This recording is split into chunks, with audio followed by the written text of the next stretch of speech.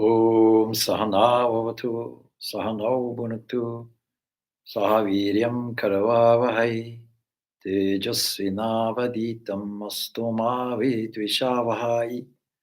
Om Shanti Shanti Shanti. Om, may He protect us both together. May He nourish us both together. May we work conjointly with great energy. May our study also be vigorous and effective. May we not unnecessarily cavil with each other. Peace, peace, peace be unto all. So we continue with our series of 13th chapter. And you'll recall that this chapter is in connection with the field and the knower of the field. It's a very important subject and presents really in a wonderfully graphic way the idea that all our experience, our environmental experience, starting with the human body, is something like a field of activity. And there's a knower of the field. But how do we actually get to grips with this? How do we realize this is a very important question. And so Srimad Bhagavad Gita, from the 7th stanza on to the 11th, gives us a kind of self-culture. It gives us a number of different values that we can cultivate in order to present the mind with a very clear platform, like a kind of lake where everything is still and self-revelation takes place by itself. The field is comprised of all the tattvas of the Sankhya system, all the categories, and we've dealt with it previously in a great detail. Now later we have to understand, even though it's very abstract, what is this knower of the field? But we all really have some understanding of it. One thing that we cannot deny is the sense of consciousness. Everybody is self-conscious. Everybody understands I exist, and everybody understands that what consciousness is. We can't prove that you are conscious, but we can certainly prove to ourselves that we ourselves are conscious. So a number of different outcomes of dealing with this field are there, described as desire, hatred, pleasure, pain, pairs of opposites, and then what's described as aggregate. That means the assemblage of all the parts representing the body. We can say the body and mind. But Chetana, the intelligence, is dealt with separately. It's the power to reveal, the power to interpret is there. And should not be, of course, confused with the real consciousness, which is the Atma. And then we require dhritti, firmness, stamina. Biologically, what we can call the will to live, survival of the fittest. There's something within us that wants to purposefully move in a certain direction. Of course, material science will deny that. The neo-Darwinian position of evolution says that, and Richard Dawkins, for example, the great atheist, will tell us that it looks as if everything is so well designed, but we are deluded in this. In fact, it's a blind watchmaker. Now, a blind watchmaker, when you look at it properly, to make that really purposeless, would have to be not just blind, but comatose. So why should we look after this field that we call the body, that aspect of it? Is because it contains something enormously precious, something that is indescribable, something that is so deep, so profound, so infinite, and yet is invisible to us.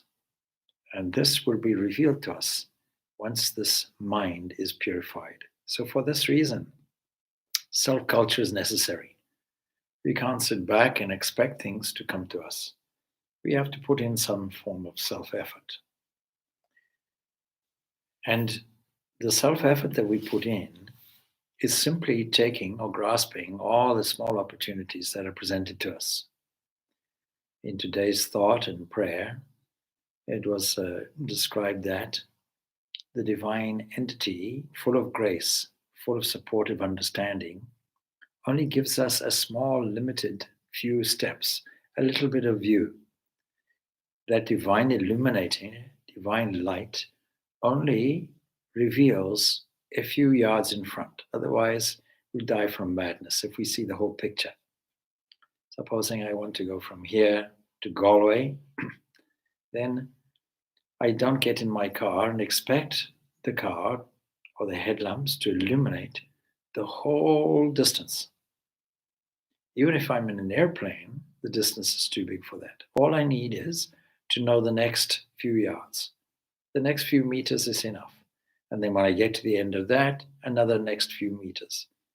So this we call really time and space. Time and space is given to us so that we can progress bit by bit at our own pace, progressively, without any fear or favor, just moving on gently, gliding along to our destiny. So all we need to know is what will happen in the next hour, in the next few hours. That's all, and put what we want in. But not the next future, the next few years, not the next few months even, or the next few weeks. This is held back as a kind of surprise for us. It's kept in store. Otherwise, we'll just have too much to deal with. There's a beautiful Christian hymn. It says, Lord, for tomorrow and its needs, I do not pray. And keep me, my Lord, from stain of ignorance will adapt it. But for when? Just for today. No more. Just for today. Deal with today. Once I've dealt with today, and even today, once I've dealt with this minute and this second, that's fine. Then I'll go to the next thing and the next thing. So let us see what these self-culture virtues are. And it's a whole list. It starts off with the most important thing that we require, humility. We need to feel that we are the same as everyone else, and that can only come through a cosmic understanding.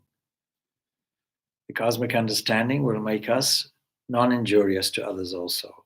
When we understand that there's only one whole, then we also understand that anything that we do injurious to one, we do for all, including ourselves. But we don't start off with that. We start off with amanitum. Amanitum, that is the quality of humility. And after amanitum, we have adambitum, that is unpretentiousness, modesty. So one refers to equality, and the next one refers to boasting about achievements. The achievements don't belong to us. And then, of course, there's ahimsa, is a great quality, wonderful quality. Ahimsa is a key quality, both in Patanjali Yoga Sutras and here. We cannot really have this ahimsa if we have any sense of individuality. If we think that this fragmented universe of parts, all these parts are different, are separate, are unique in their own right, and so on, and not connected in any way with the other, then we cannot actually practice this ahimsa. So let's go through the full list of qualities. Amanitum, adambitum, ahimsa, kshanti, arjavam. Acharya pasanam, shocham, staryam, atma vinagraha. Atma vinigraha, that is, excuse me, self-control. So all of these qualities we require: humility, modesty, this non-injury. The opposite side of the coin of it is pure love for all, forbearance. We require a lot of forbearance today. That is, when people criticize us or blame us or injure us, we stoically remain steadfast in our values. It's not to say we become a walkover, but we don't become vengeful. Same kind of patience is acquired for the difficult situations that we sometimes find ourselves in. So people are suffering, there's no doubt at the moment, we're all aware of this, but then there's a subtle side of it.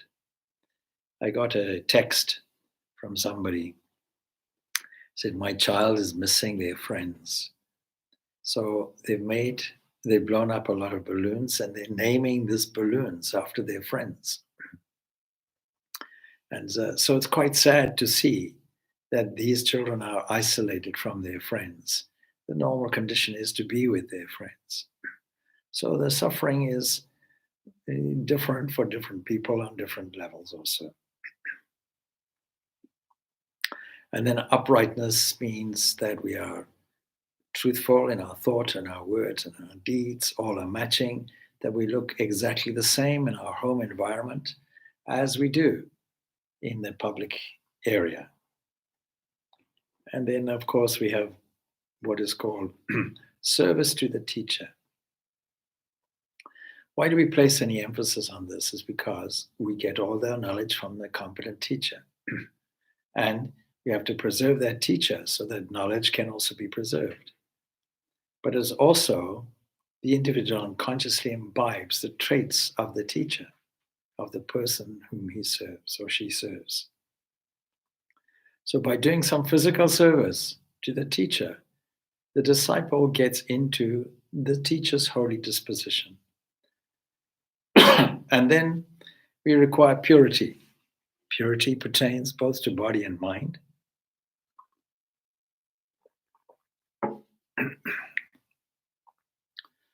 A bodily purity can be affected with the aid of air, water, all these components of the environment, sunlight, and so on. Those who deprive themselves of sunlight deprive themselves of the vitamin D.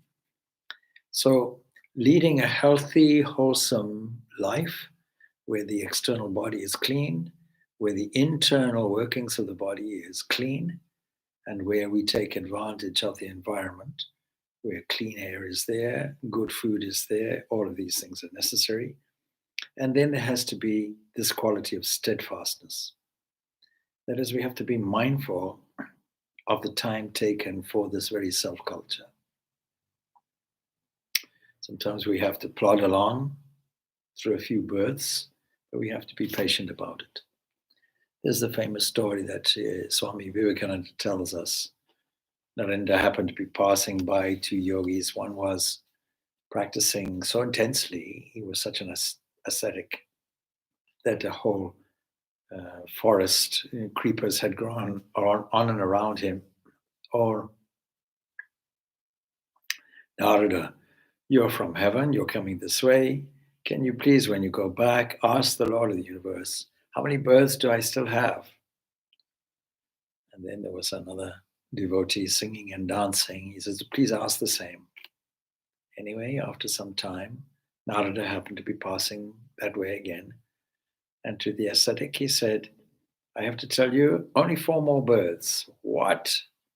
4 more births? All of this? I practiced so hard. I've undergone all this great tapasya and all this great hardship, and I still have 4 births to go.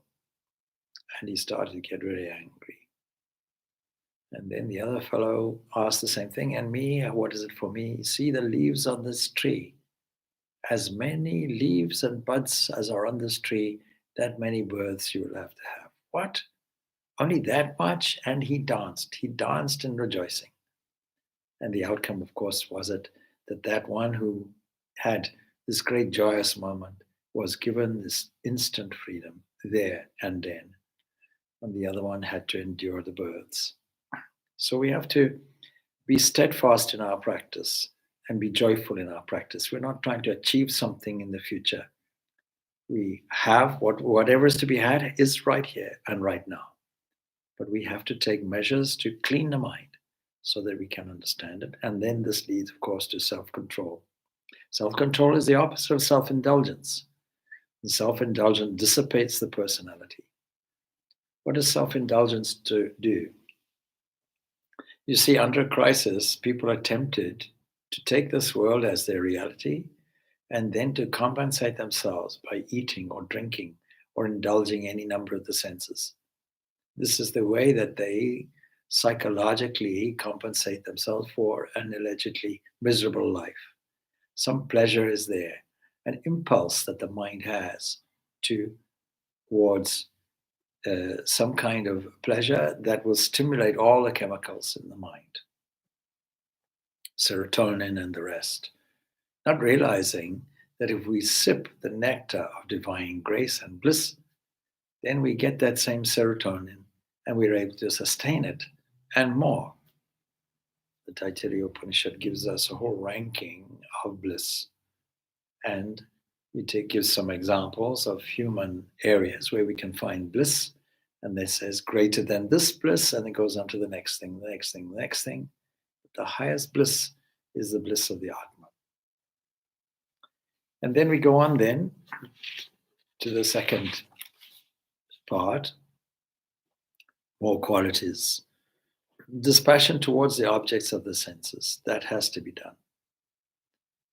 Again, we mentioned how people seem to find a compensation in terms of the objects of things, because that's where they feel the reality lies. But don't forget, this is chapter 13, and it is a whole discourse on discernment between kshetra and kshetrajna, between the field and the knower of the field. This constant classification has to be done. And when we understand the hollowness of the objects of the senses, then we will no longer have the passion and attachment that we formerly had. So, and also the absence of egoism. This is where we start in our practical spiritual life here at the Edda Vedanta Society, a personality development course where the particular ego is identified. And that particular ego then is explored and dealt with, because it's the key obstacle. And so we say, Indriyateshu varagyam anahamkara evacha. And then we go on to say, Janma mrityo jara vyadhi dukkha doshanudarshanam.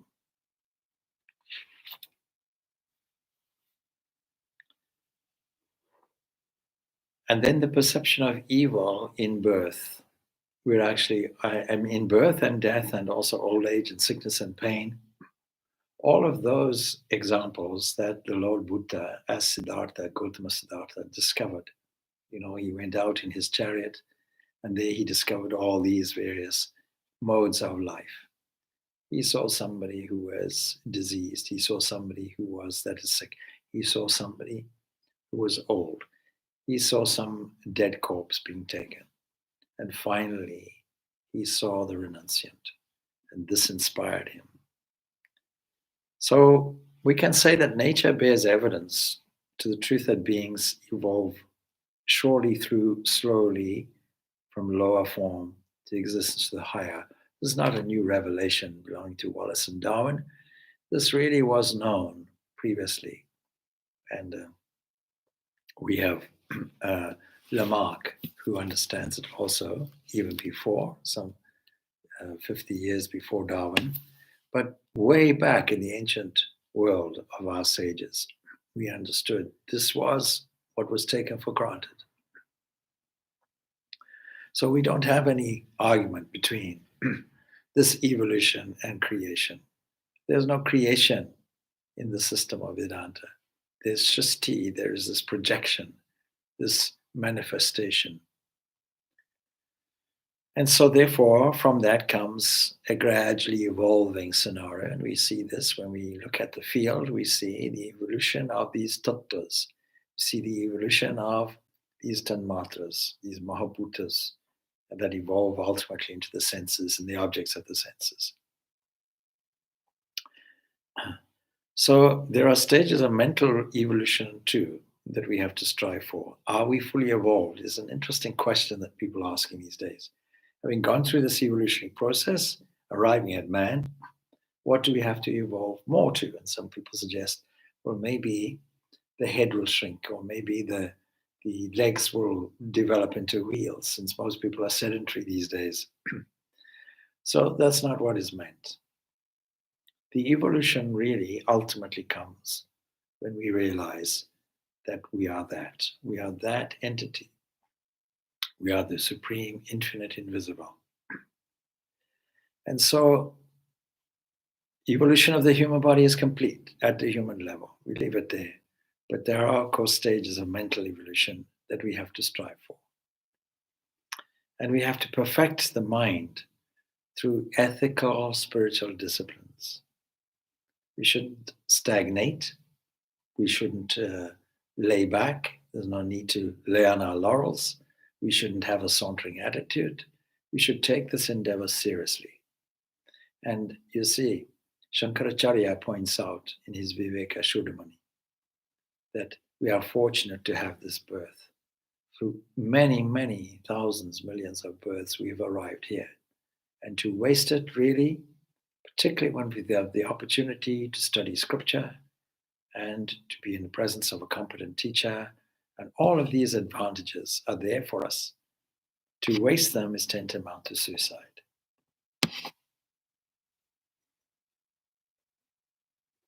So we have to cultivate the sense of detachment from the mundane, an attachment to the supramundane that we call God. And the craving for the objects of the senses gives place to a holy hankering after the divine. Every one of these things are displacements. Dispassion towards the objects is passion toward the Lord of the universe. Absence of egoism is replaced by an attitude of, I am your servant or your instrument, or by, I'm seeing your glory displayed through all these hands and eyes and ears and heads. And this drama of birth, death, and old age, sickness, and pain is just a cycle that will repeat and repeat and repeat if we're not careful. So Sri Ramakrishna has this to say. He says, man grows in devotion to the Lord in direct proportion to his attachment from the objects of the senses. The more we think the world is real, the less we think that God is real. The more we think God is real, the less we think that the objects of the senses are unreal. And when we say unreal and real, when we use these terms, we're talking of something that is enduring, not something that is momentary. Asaktir anibishvagangaha putra dhara kridhadishu nityam cha samachitatum ishtanishto papadishu. Unattachment, ashakti, unattachment, non-identification, anabhigvagana, of self with children, wife, home, domestic environments, and so on. And constant equanimity in the occurrence of desirable and the undesirable. All of these things should be cultivated. See, there are objects of senses which we get very deeply attached to. And if we don't anymore get any enjoyment from them, then the attachment leaves off by itself. So such attachments require to be eliminated. How? By the sword of discrimination. Now Sri Ramakrishna says, a person found it very difficult to meditate on God because of his inordinate attachment to a relative. Behold your favorite relative as God, come in that form, was the advice given to him. And on pursuance, that attitude in meditation on the Lord became easy to that person. Sri Ramakrishna also gave that advice himself. So we read, what are you attached to? Somebody said, my child, or meditate on your child. Even some people may say, my animal, or meditate on your animal, your favorite goat, or whatever it is. Meditate on that. And make that easy for you, because all forms are his forms. You now transform your attachment to a person or a place by seeing God there and transforming all your feelings, rechanneling them all in that same direction. This is a wonderfully easy way. And then we come across this Maicha Nanya Yogena Bhaktir Avya Bicharini Vivita Desha Sevitam Aratiye Janasam Sadi. Unswerving devotion, Mai to me, Anyan Yogana, by the yoga of what? Of non-separation. Resort to sequestered places things which are solitary. Vivikta desha sevitum. Normally speaking, this ashram would be such a place. Distaste for the society of men, because all men do is men and women, of course. All people gossip. Right now, if you gather a few people together, they'll be all telling you about all kinds of hearsay, according to a certain authority. What is that authority? They say. I have no idea who they are. But anyway, they say this and they say that about the COVID-19 virus. And have you heard, if you hold your breath for 3 days, you don't have the virus, or some such things. So we have to be careful who to listen to and who not to listen to, and be selective. Who shall we make friends with? Who shall we dissociate from? And anything that is disturbing our equilibrium of the mind, we have to make an adjustment about it. So Sri Ramakrishna gives a wonderful example. The moth abandons darkness and rushes to the light of the lamp. And the ant would rather give up its life than sever contact with juice. Even so, the devotee is ever intent on the Lord, and he has no other concern in life. Eats it, drinks it, sleeps it, overwhelmed with the love so that it overflows. Again, it comes to a saturation point and overflows to everybody, becomes a beaming light. You cannot hide your light under a bushel or a bed, says Jesus. And then finally, this 11th stanza. Adhyatma jnana nityatum tattva jnanartha darshanam. Idaj jnanam iti proktam ajnanam yad atonyata. Constancy. This constancy in what? Constancy in self-knowledge. This adhyatma jnana nityatum. Constancy in self-knowledge. The perception of the end of true knowledge. Tattva jnana artha darshanam. This is declared to be knowledge. What is opposed to this is ignorance. So constancy in self-knowledge. We might get glimpses of this self-knowledge from time to time, even during reading these passages and listening a little bit of commentary on it. An aha moment might have taken place. Aha, that's it. I understand now. And then after a few moments, it may have gone, or it may last for a night, and then tomorrow it's gone. So constancy, we have to keep the ball up. We have to be skillful in doing this. Like a footballer, skilled, we want to kick the football up and won't return it necessarily with a standard kick. Sometimes hit it with the knee, sometimes the shoulder, sometimes the head,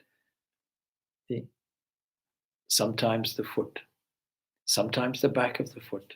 In this way, a skilled footballer will manipulate the ball in this way, but always keep the ball up high. We always have to keep the mind up high. And when it comes down, we have to wait for it. Aha, notice it. And then with great skill and with great versatility, push it up again, using a different method, and enjoy the fun of this game. Sentimental devotion to the Maker, of course, is not sufficient. If we think God is our Maker, sentimental devotion is not what we're talking about. We're really talking of non-demanding, selfless love. The kind of love which is ever giving. The kind of love which says, you are my all. There's nothing more. There's no room for anything else except thee. So divine love ought to be seasoned, of course, by this diligent inquiry. This is the importance of this 13th chapter. We have received the neck and drank deep of the nectar of bhakti. But now it's time for for jnana.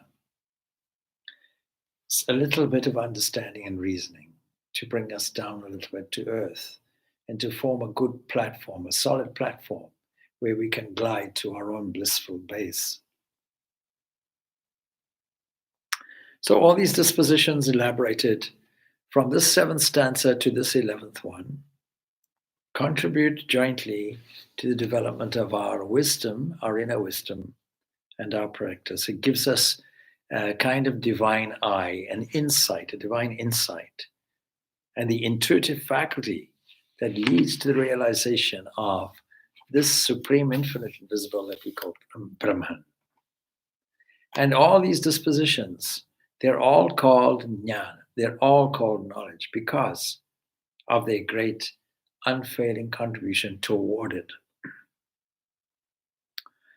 And all these dispositions counter those pitfalls of vanity or self-esteem, injury, revengefulness, crookedness, indifference towards even the teacher, not revering the teacher,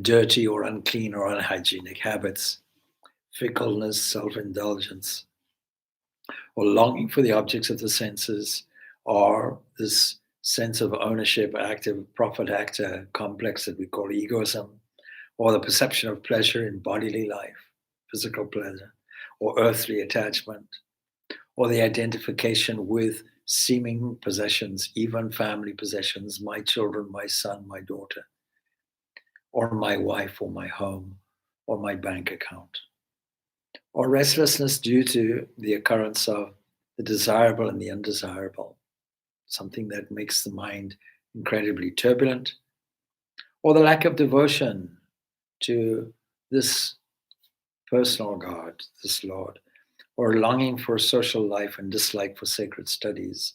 All of this mitigates against this. This is all antidotes. And so people inclined in these ways contaminate their minds. They don't grow in their wisdom and their self-knowledge.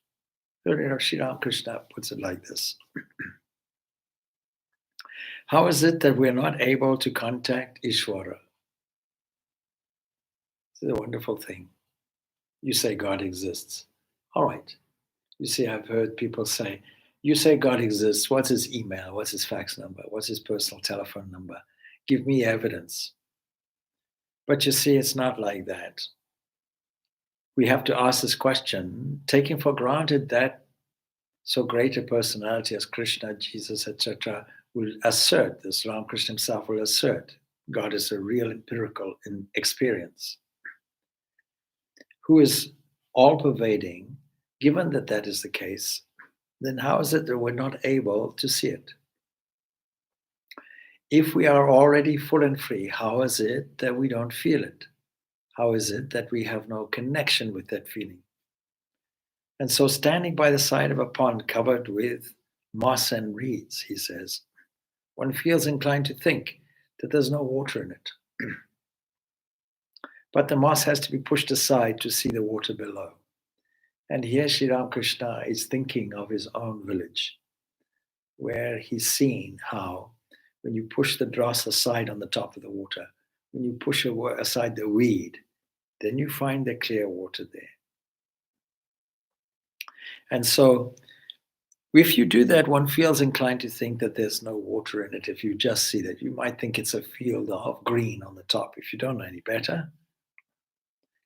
But in the same way, Maya, that is the concealing factor that stops us from this contact. This concealing power has to be brushed aside, where from our own mind, before we are blessed with a vision of the all-pervading Ishvara. And this is the whole process we're talking about. Does any good come from this Brahmanyana? Is a question. And so the next stanza will address this. It gives us a definition of Brahman. It tells us now, what is this knower? Excuse me. So, Nyayam yat tat pravakshami yat nyatva mritam ashnute anajipmat param brahma nasat tanna na sat uchate. Excuse me.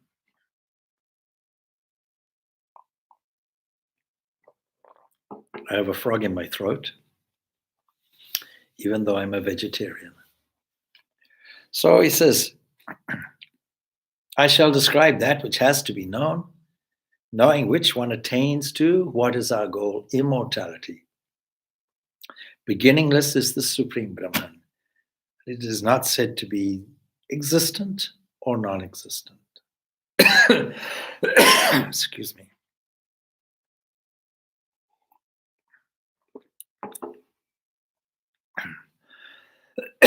So we've now completed the section from stanzas 7 to 11. And we can now go away, and for this coming week, we can practice these virtues and qualities. Om Shanti, Shanti, Shanti. Peace, peace, peace be unto all.